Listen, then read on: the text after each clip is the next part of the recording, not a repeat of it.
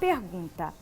Você já ouviu falar na doença mão, pé, boca? Pois é um problema que atinge principalmente as crianças de até 5 anos de idade. Atenção, papais, fiquem atentos, mamães, fiquem atentas, porque, olha, é uma doença que pode acometer até os 5 anos de idade, mas também os adultos. E é bastante comum nessa época do ano e pode gerar incômodos devido aos aparecimentos de manchas e bolhas vermelhas nos pés, mãos e boca.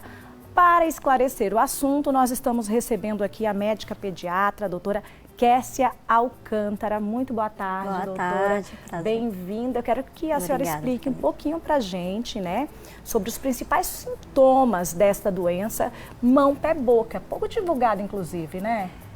Mas assim, é uma doença muito comum, né? Então, quem tem criança pequena em casa sabe, né? Já passou por ela em algum momento. Mas, principalmente, os principais sintomas são esses que você falou mesmo, de manchas, né, e pequenas bolhas ao redor da boca, na palma das mãos, na planta dos pés. Mas inicialmente começa com febre. Então, acaba que no começo pode ser confundida com outras doenças.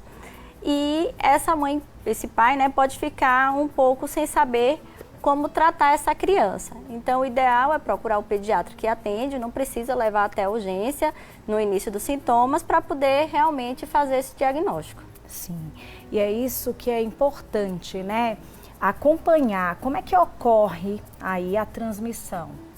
A transmissão se dá principalmente de uma criança para outra criança.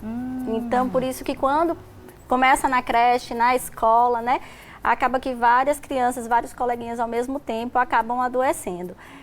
A transmissão pode ser tanto por respiração, certo? Sim. Quanto fecal oral também. Então, em hotelzinho, creches, quando você vai trocar a fralda daqueles bebês, Sim. se a pessoa não fizer uma higiene correta das mãos e for pegar em outro bebê para trocar a fralda, para poder dar banho, acaba contaminando as outras crianças. Olha aí, gente, e é comum aí em crianças de até 5 anos, mas, como eu disse, pode acometer os adultos, não é mesmo? Sim, sim. Nos adultos, ela ocorre com uma menor frequência. Sim. E nos adultos, as lesões de pele, elas são menos frequentes do que nas crianças. Acomete mais realmente a questão oral, com Sim. algumas aftas, febre, mas realmente quem sofre um pouquinho mais são as crianças com tantas lesões. E assim, confunde um pouco, né? Dá até para confundir com outras doenças, Sim, né? Assim, parece com catapora, é. parece alguns, né? Tem algum, olha aí, os sinais são Isso. bem parecidos e aí dá para confundir, né? Sim, por isso que é ideal levar essa criança no pediatra, Sim, né? Para assim que realmente começar fazer a aparecer. essa diferenciação. Sim. Sim. E o tratamento é bem diferente. O tratamento das doenças virais, né, essas doenças exantemáticas, que elas aparecem com febre e manchas no corpo, elas são basicamente só com sintomáticos, não tem uma medicação específica para essa doença. Então, o tratamento Sim. é basicamente o mesmo para elas. É realmente medicação para febre, medicação para dor, se tiver coçando, né, alguma pomada ali para diminuir pra aquela aliviar. coceira, aliviar a coceira. E aguardar realmente o tempo da doença, que é em torno de 5 a 7 dias que essa criança fica com essas lesões ativas. Então, assim como a catapora é uma doença transmissível, Sim, né? muito. E aí o ideal é que a criança ela não tenha contato com outras crianças, então não vá mais para a escolinha, para a creche, né? Tem que cuidar em casa mesmo. Sim, essa criança deve ficar em casa nesse período. Na primeira febre que aparece, que normalmente começa com febre. Só depois de 2, 3 dias é que essas manchinhas vão aparecer. Então, é ideal que na primeira febre, essa criança já seja afastada da escola, da creche, Sim. fique em casa, até a completa melhora dessas lesões, que levam em torno de 7 dias. Sim, tem algum risco maior? Então, o risco maior, o que acontece? As lesões orais, essas aftas, elas são muito dolorosas. E então, a criança pode ficar sem comer, sem querer beber líquidos e pode levar a uma desidratação, certo?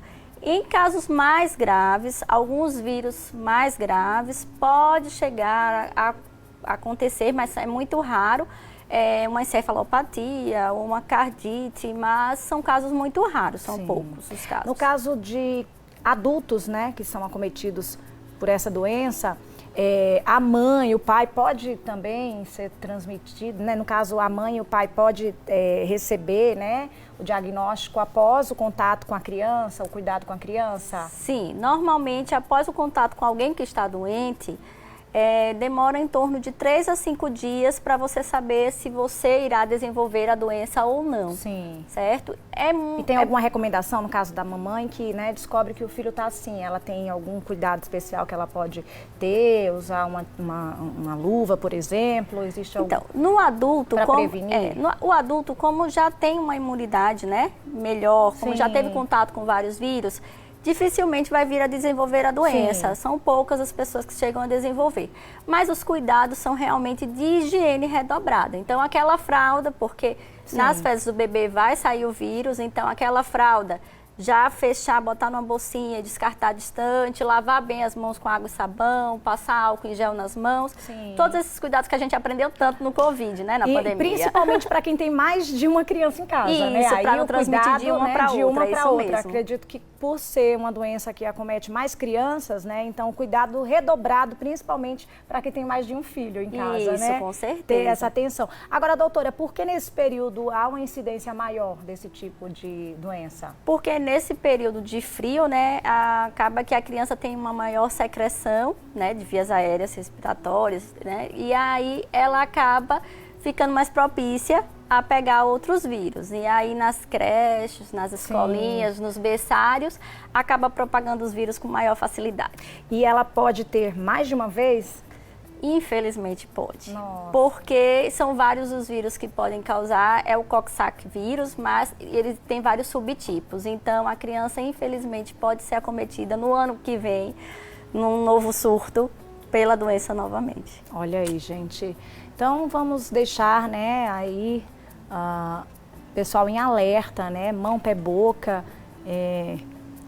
uma doença, né, que a gente está chamando a atenção para os papais, principalmente os papais, mamães de primeira viagem, né, doutora? Sim, que nunca ouviram falar da doença, para terem cuidado, né, observar os sinais, os sintomas e aí levar para o médico imediatamente, né, doutora? Sim, e hidratar bem essa criança, né? O importante é que como as lesões orais são realmente o que mais incomoda, Sim. então é oferecer para essa criança bastante líquido, líquidos mais frios, mais gelados, alimentos pastosos, não muito quentes, nem muito salgados, para que essa criança possa continuar se alimentando e não venha ter uma desidratação e não venha ter uma piora de uma doença que é autolimitada, que melhora rapidamente, mas que se não tiver os devidos cuidados, realmente pode vir a necessitar de uma internação por uma desidratação, por exemplo. Sem dúvidas.